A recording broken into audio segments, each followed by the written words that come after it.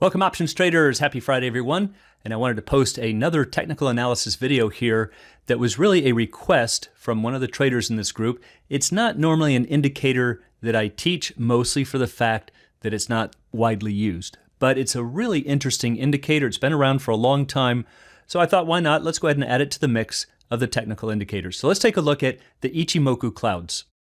The Ichimoku Cloud was created by a man named Goichi Hosada, who is a Japanese journalist of all things, back in 1969, published it in a book back then. And Ichimoku essentially translates into something like one glance or one look equilibrium chart. And the reason is that by looking at this chart, you can capture many different elements of technical analysis that we all look for. It's going to show you trend, it's going to show you momentum, and it's also going to show you levels of support and resistance. Now, drawing the chart is where things start to get a little difficult. Of course, the computers are going to do it for you, but you have to understand what you're looking at. So just be patient with it. It's not the easiest technical indicator to understand right off the bat. But just understand when you put this on your chart, there are going to be 5 lines. There's going to be what's called a conversion line, a baseline, another one called leading span A, then leading span B, and then finally lagging span.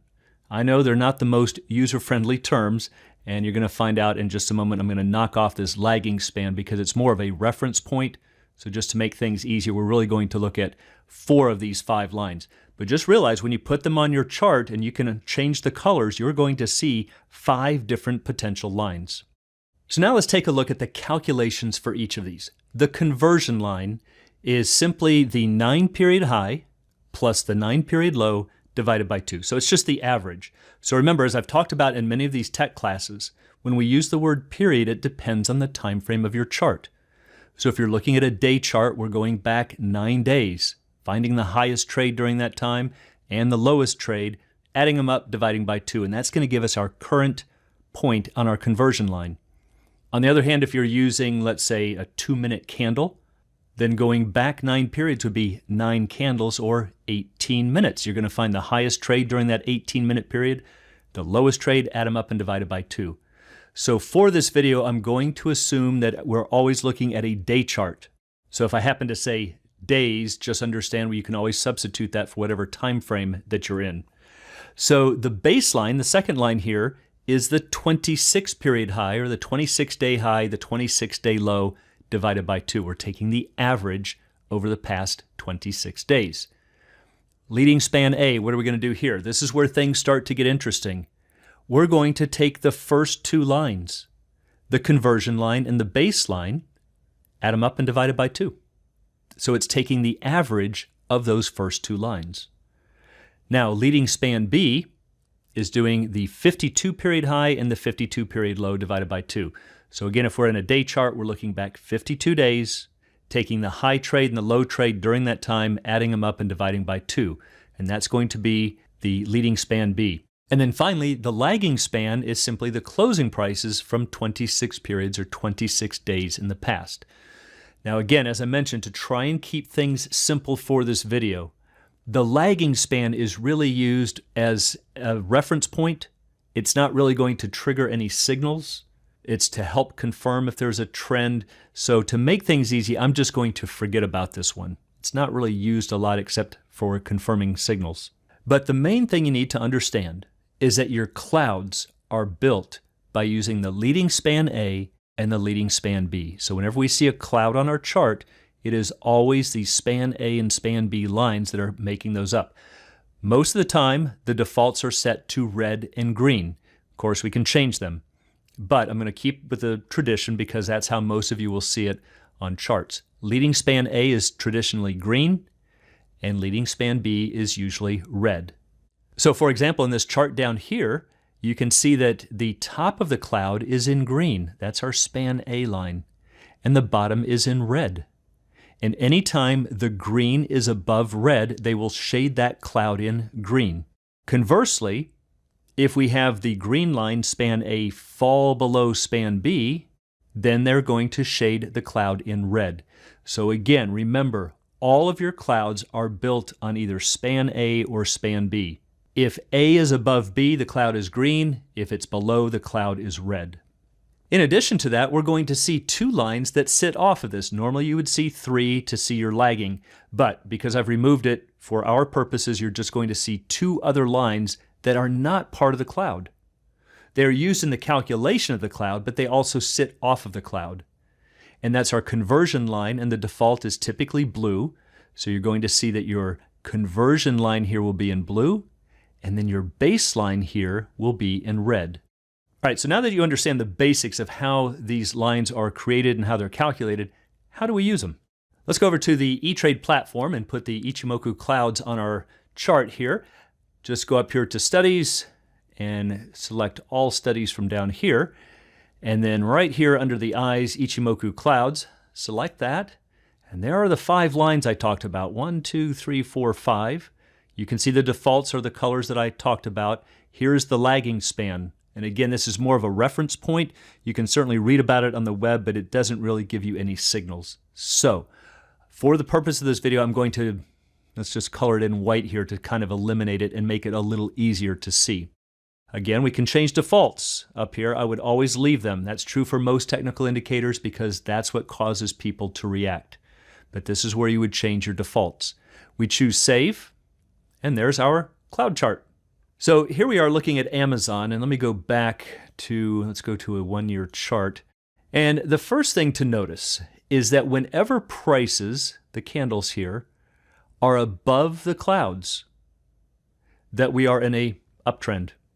We're in a bullish trend. So you can see very clearly that the prices are above the clouds here, so this is a definitely well-defined bullish trend. Also, the clouds are green. Okay, at least through here. So very strong, well-defined trend. Because these clouds are actually shifted forward by 26 days, remember the leading span A here in green is the 26 period, and the red, the B line, is 52. So it's shifted forward by 26 periods, and so it kind of gives you a little glimpse into the future of where your support and resistance levels will be. So when you see these prices dipping down into the clouds, this is probably going to be a support level. And you can see we never broke through the cloud into the red, which would have triggered a bearish signal. So this would be another way to kind of confirm that this is probably a good point to hang on. Now we can also use our conversion line and our baseline, and we can use them as crossover signals. So notice here when the conversion line in blue crossed above the red, that would give us a little change in momentum. So even though we kind of fell into this little downturn, we never really hit a bearish trend, according to this indicator. So this little change in momentum would probably have signaled a good entry point. And we could have captured this nice long trend up through here. So this is a time that we might look to the conversion and baselines, or these red and blue lines that sit off of that don't make up the clouds here, as another source of a signal. Another signal is when we see the cloud turn color. So back here we turned from red, it kind of went sideways through here, but definitely when you saw the cloud beginning to turn green in here would be another bullish signal. So that's another way to get a signal, is when your clouds turn colors, from red to green or from green to red. All right, let's take a look at a bearish chart. Let's go up here and try GE. Been in a big downtrend here. Here's our Ichimoku Clouds, and very clearly you can see that we're in a downtrend. The prices here in the candles are well below the clouds. Clouds are in red. Notice that our span A line here in green is below the span B in red, and that's why the clouds are colored red through here. And so we can see that we're very clearly in a downtrend. And for example, let's say was this little uptrend here a real strong bullish signal? Well, we never got above the top of these clouds. Remember, to see a real good bullish trend, we'd like to see prices above the clouds. Well, it never got there. It barely broke into them. So this could set up a very good trading signal. In fact, how would we look at that? When the conversion line breaks through the baseline. So maybe down here when the blue finally cracked the red, we would say this is a time to get bearish. This was acting as a form of resistance here. Maybe a little head fake, got this little bit of a run, but once we see the momentum turning, we would say probably a good time to enter.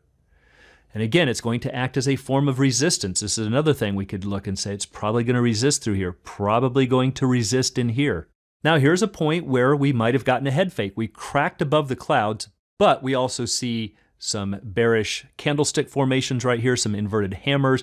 We have a bear kicker right here, a number of things that could have also been secondary indicators. But still, if you notice that when we broke above the clouds, the blue line hadn't really cracked above the red. It did it way back here. And so it actually started turning down. This would be another time to say, you know, the momentum just isn't there. And all through this trend came up here, acted as resistance, acted as resistance. Prices remained below the clouds. That is a very well-defined downtrend. Now, another form of indicators that people use with the Ichimoku clouds is if the stock prices themselves, your candles, actually break through your baseline, which remember is this line here in red. So when you saw the stock prices themselves, these candles actually crack through here, that might show that we have a little bit of a change in trend. And we did. But was it really a long-term trend? Never got above these clouds, certainly didn't break over to this side of it. Very, very big resistance right here, so probably not going to hold. And then once we hit the resistance, you can see that the stock prices actually gapped down below this baseline here in red. So that would be another source of a signal saying, just not there. Definitely not into an uptrend yet. So those are some of the basics of the Ichimoku clouds to help you get started. So remember some recaps here to read the clouds. If your prices are above your clouds, the trend is up, especially preferably if we see that those clouds have turned green. If your prices are below the clouds, the trend is down. And if the prices are moving in the clouds, just not really a discernible trend, just moving sideways. And remember also that your clouds will show you levels of support and resistance. For your bullish signals, remember, number of ways we can get them. When your cloud turns from red to green would be a potential bullish signal. Also, we could see when the stock price rises, the actual prices rise above the cloud. That would be another bullish signal. If we see our stock prices rise above the baseline, now that's again that red line that is not part of the cloud formation. If it rises above that, that might also show you a change in momentum. You can also get a case where the conversion line moves above the baseline. In other words, the blue line rises above the red. Those would all be forms of bullish signals. Bearish signals, just the opposite, but just for the recap here, your cloud will turn from green to red. Stock prices themselves will fall below the clouds. Your stock price can fall below the baseline, which is again that red line that sits off of the cloud. Your conversion line moves below the baseline. Again, your blue line falls below the red. And so by using the Ichimoku clouds, you get some very quick ways of identifying trends, momentum, and support and resistance. For those who'd like to learn more about the art and science of options trading, please check out the Alpha Trader course and Strategy Lab at OptionsAtoZ.com. Also, please join us on the Facebook trading group Options A to Z, and you can find a link in the description below.